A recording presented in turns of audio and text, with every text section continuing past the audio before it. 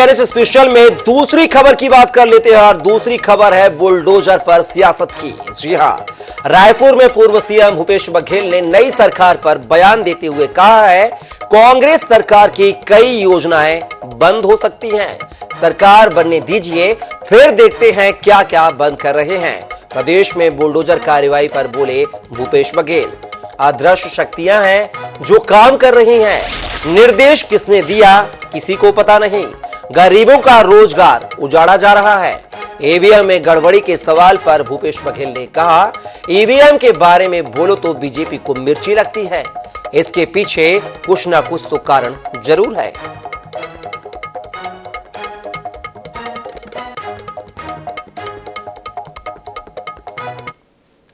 General secretary organisation meeting है और उसमें छत्तीसगढ़ के जो कोर कमेटी के जो मेंबर हैं उनके साथ बैठक है।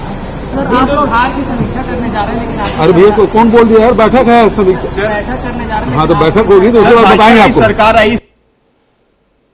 सरकार बन जाए और बनने के बाद निर्णय ले कि राशन जो 35 किलो मिल रहा है उसमें कटौती करने वाले क्या, कि बिजली बिल हाफ योजना को या स्वामी आत्मानंद अंग्रेजी स्कूल को या फिर तुम्हारे गौठान योजना को किसको किसको बंद कर रहे हैं नहीं कर रहे हैं, तो पहले से ही कोई बयान दे रहा है उस पर कोई प्रतिक्रिया देना मैं उचित नहीं समझता। अदृश्य शक्ति है जो काम कर रही है, गरीबों के जो रोजगार उजाड़ रहे हैं, तो ये तो वो अदृश्य शक्ति कौन है उसको आप लोग ढूंढे। जैसे ही ईवीएम के बारे में कुछ बोलो भारतीय जनता पार्टी को बहुत जोर से मिर्ची लगती है, तो इतना जोर से क्यों लगना चाहिए, लगता है मतलब कुछ न कुछ तो कारण होगा। तो अब वो तो आगे बात होगी तो आप सबके सामने होगी।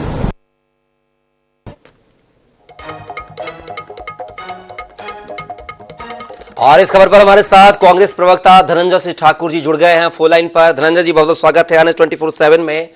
बुलडोजर की कार्रवाई की जा रही है रायपुर, बिलासपुर, दुर्ग सहित लगभग छत्तीसगढ़ में कई स्थानों पर।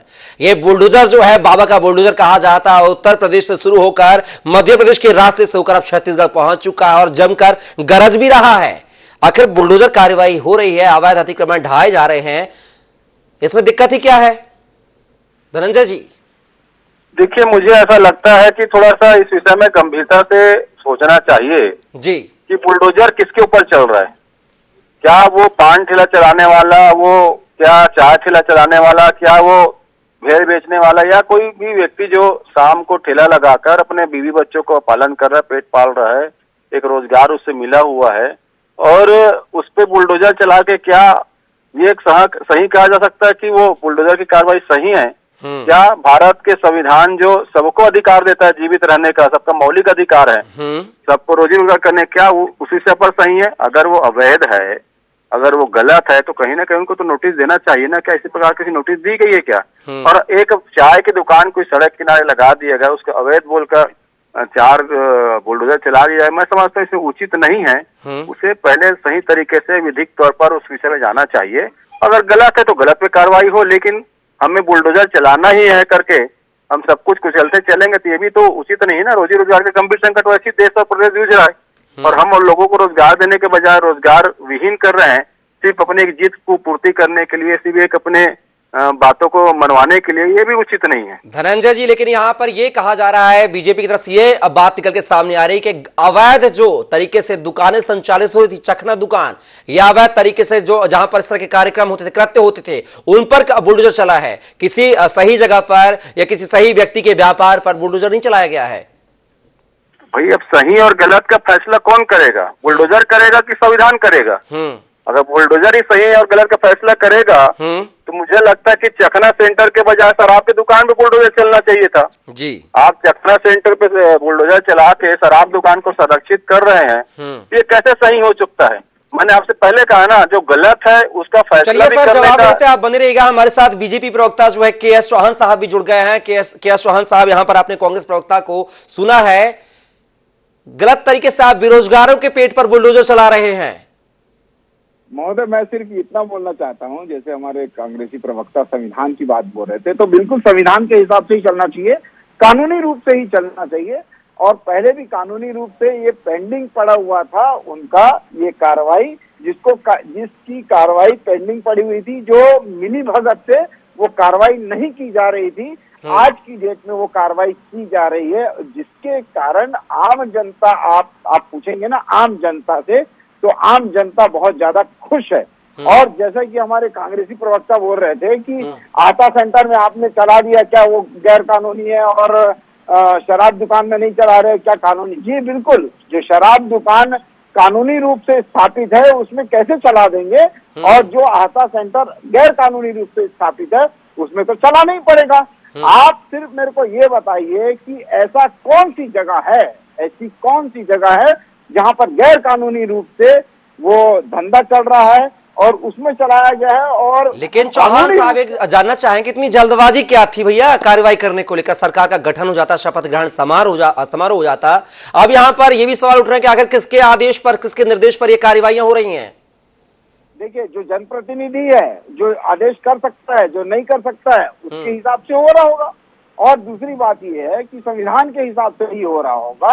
और मेरे को आप ये बताइए कि ऐसी कौन सी संविधान में ऐसा लिखा हुआ है कि आप सिर्फ शपथ ग्रहण का समारोह करने के बाद ही अपना काम चालू करिए?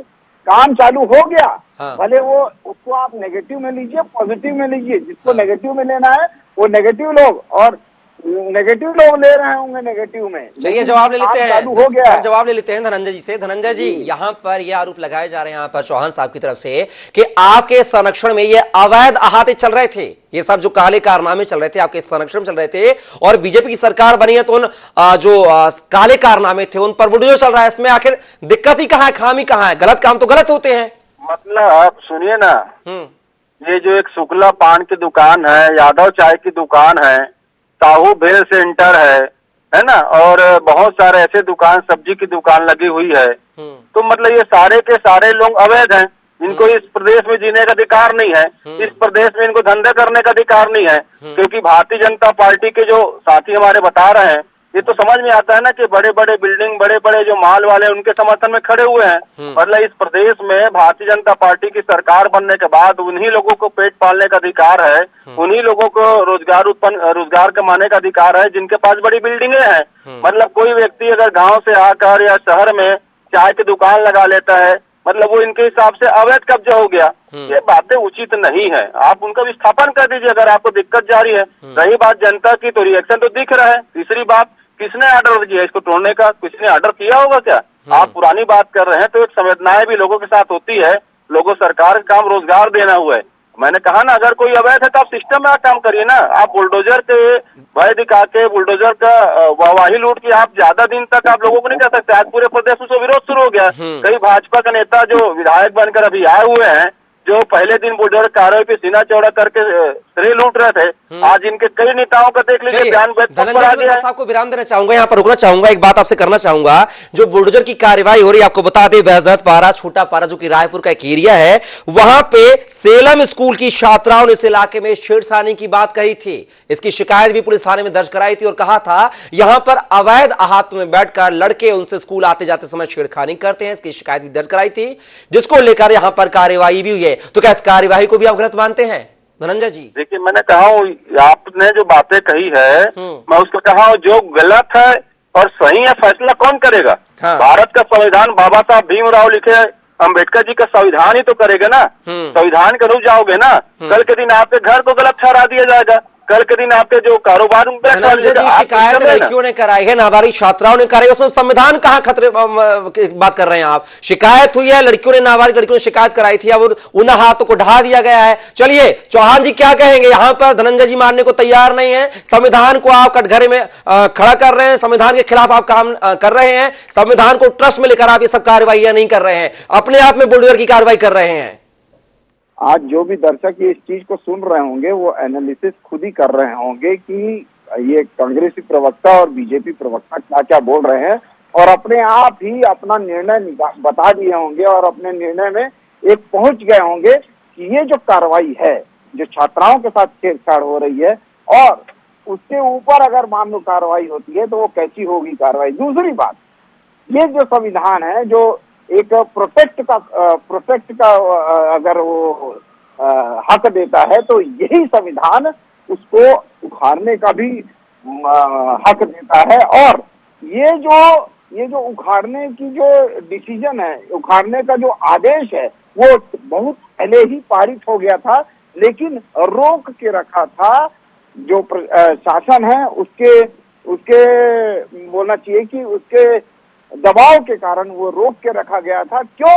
क्योंकि ये निजी लोगों के हाथ में है आहते, ये तो हम सभी जानते हैं।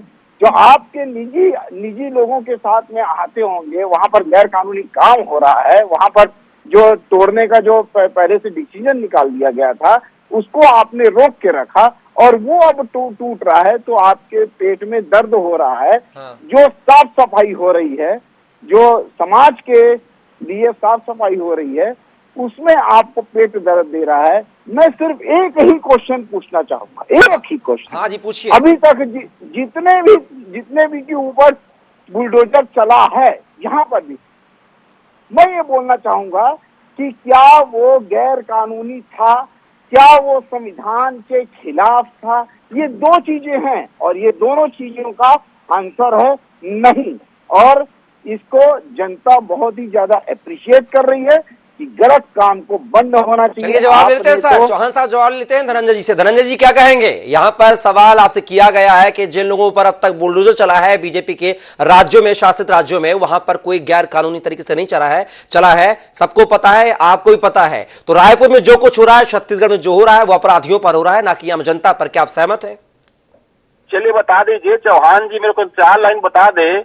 वो साहू समाज से जुड़ा व्यक्ति अगर छत्तीसगढ़ के किसी शहर में आकर चने की दुकान लगाता है, वो यादव समाज से जुड़ा व्यक्ति छत्तीसगढ़ के किसी शहर में आकर चाय की दुकान लगाता है, वो देवांगन समाज, वर्मा समाज और छत्तीसगढ़ कई ऐसे लोग हैं जो युवा छत्तीसगढ़ के शहरों में आकर अपने कारोबार करते हैं, क्या भारतीय जनता पार्टी उन्हें अपराधी मानती है? पहले जवाब दे दीजिए। मतलब अगर कोई सड़क में केला बेच रहा है, सड़क के किनारे कोई खड़े होकर चाय बेच रहा है, सड़क के किनारे खड़े होकर डबल रोटी कोई पाव भाजी बेच रहा है, क्या वो भारतीय जनता पार्टी की नजर में अपराधी हैं? मतलब ये अपराधी मानते हैं लोग। और बड़ी बड़ी बिल्डिंगों में रहने वाले लोग ठीक है। मैं ये कहता हूँ अगर आप कहीं गलत है, कहीं अवैध है, आप उसमें विधिवत कार्रवाई करिए ना। मतलब भारतीय जनता पार्टी के प्रवक्ता जो है छत्तीसगढ़ के उन युवाओं को जो शहर में आकर रोजगार करते हैं, रोजगार उत्पन्न करके अपने पेट जीविका चलाते हैं। धनंजय जी क्या शराब दुकानों के सामने अवैध अहाते खोलकर क्या इसको आप रोजगार मानते हैं? बताइए, क्या इसको आप सही श्रेणी मानते हैं, अच्छे रोजगार की श्रेणी मानते हैं आप इसको? सुने, क्या वो अहाता है? आप कैसे प्रमाणित करेंगे तो अहाता है? मैं कहता हूँ अवैध है तो अवैध पे कार्रवाई करिए। आप अहाता की बात कर रहे हैं, बताइए ना भाई अहाता कौन सा था? चखना सेंटर का मतलब तात्पर्य क्या होता है मुझे बता दीजिए। हाँ। और अहाता का मतलब क्या होता है बता दीजिए। आप तो बुद्धिजीवी वर्ग से लोग आते हैं।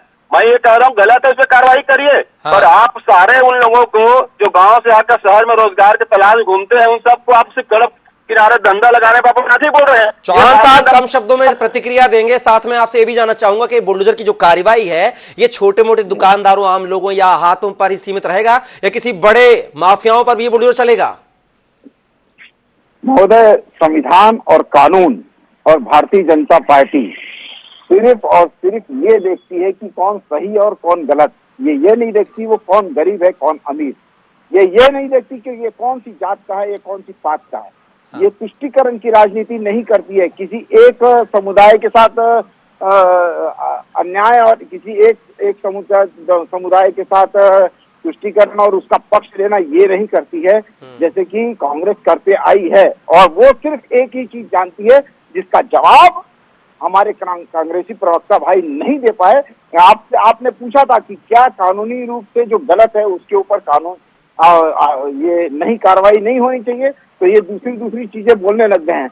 अरे भाई, जो चोर है उसके ऊपर कार्रवाई नहीं होनी चाहिए। आप वो चोर बोलता है कि उस पर कार्रवाई नहीं हो रही है, वो टेम्पो स्टैंड वाले के ऊपर कार्रवाई नहीं हो रही है, वो पानी बेचने वाले के ऊपर कार्रवाई नहीं हो रही है, वो इसके ऊपर कार्रवाई नहीं हो रही है, मेरे ऊपर कार्रवाई। अरे तू क्योंकि धनंजय जी आपसे एक लाइन में जवाब चाहूंगा। क्या इस पूरे बुलडोजर कार्रवाई के खिलाफ आप न्यायालय की शरण में जाएंगे, शिकायत करेंगे, शिकायतें करेंगे, क्या जांच की बात करेंगे आप?